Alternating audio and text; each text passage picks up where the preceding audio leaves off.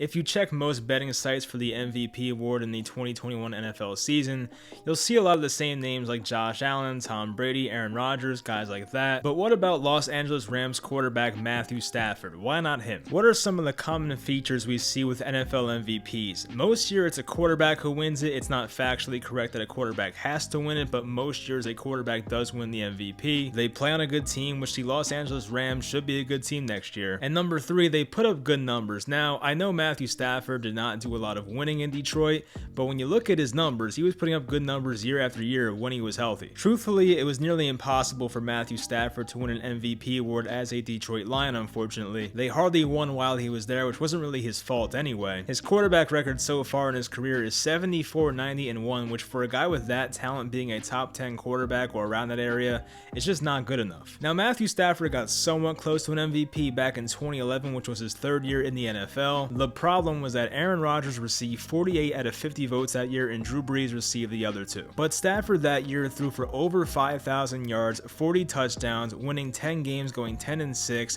and in most years you can win the award with those numbers, but unfortunately Aaron Rodgers was playing out of his mind that year. But here we are 10 years later, a whole 10 years later, and Stafford has a legitimate chance to make it happen here in 2021. Now honestly, Matthew Stafford probably does not care about the MVP award. He wants to go to LA to win, but if he wins the hardware plus wins a Super Bowl trophy, that would be even better. And let's address the obvious reason. He's now a Los Angeles Ram. This team was notorious for being average under Jeff Fisher as their head coach, but since Sean McVay has taken over the Rams in 2017, they've gone 43-21. As a comparison to that 43-21 record, the Lions, Matthew Stafford's former team, have been 23-40 in that time span. So what does LA offer that can make Matthew Stafford an MVP in 2021? Number 1 is his receivers and weapons overall. Robert Woods, in my opinion, is one of the most underrated receivers in the league. Kind of reminds me of what Doug Baldwin was for the Seahawks a while ago. He was always putting up good numbers and being consistent and playing every week, but never got the recognition he deserved. He isn't flashy, but he shows up every week, he gets open and makes catches consistently. Cooper Kupp is mainly their slot guy, but puts up over 90 catches and 1,000+ yards every year he's healthy and can put up double-digit touchdowns. He's actually not a bad red zone option. And Stafford in the past has had success with slot receivers, whether it was Golden Tate or Nate Burleson a while back. They have Deshaun Jackson when healthy, of course. He's definitely struggled with injuries the past couple years. And although D Jackson's in his mid-30s now, he can still take the top off at defense. They have Van Jefferson in year 2 and Tutu Atwell as a rookie. They are young guys that need to prove themselves, but they definitely have talent nonetheless. And Tyler Higbee at tight end. He's no Travis Kelce, no George Kittle,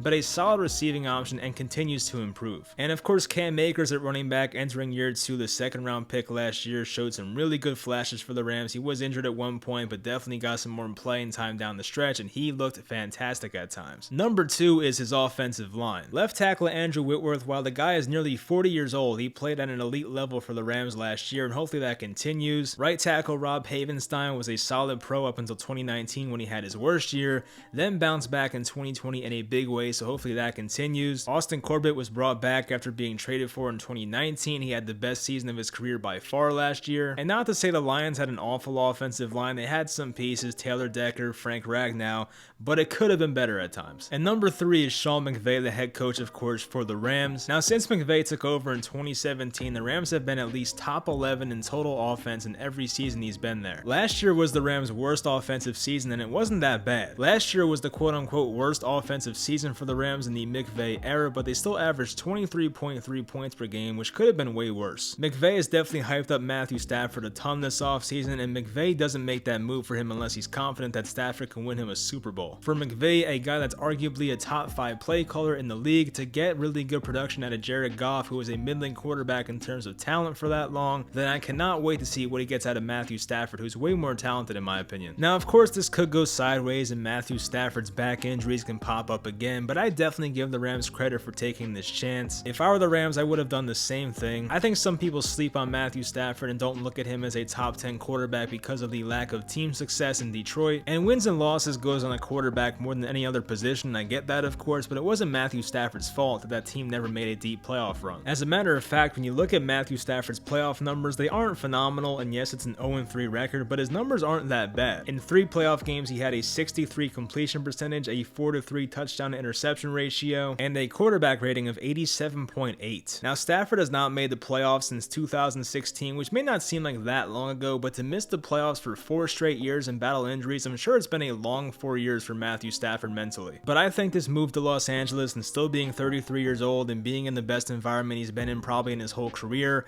I do expect to see a very good season out of Stafford. And let's be honest, they play in a very, very difficult division. I think the NFC West is by far the hardest division in the NFL this year. So unlike the NFC East last year, whoever wins the NFC West this year, it's definitely well deserved. And I do think this is a really good scheme fit for Matthew Stafford specifically. If you have watched Sean McVay's offense over the years, it's a ton of play action passes and rollouts, and that's stuff that Matthew Stafford can definitely do at a high level. Stafford is no stranger to making tough throws on the run. He has a cannon for an arm, and he can fit balls in the tight windows that some quarterbacks won't even dare to throw. So as long as the offensive line is playing well and Cam Akers is running the ball effectively, if you get Matt Stafford on those rollouts with no pressure, that can be very dangerous. Now I will say the Rams seem like they have a good roster, but they do not have a lot of depth, which is the scary part. If they do sustain some injuries, especially to the offensive line or even their front seven on defense, they may be in a lot of trouble. So as long as the Rams avoid what happened to the 2020 San Francisco 49ers where half their starters get injured,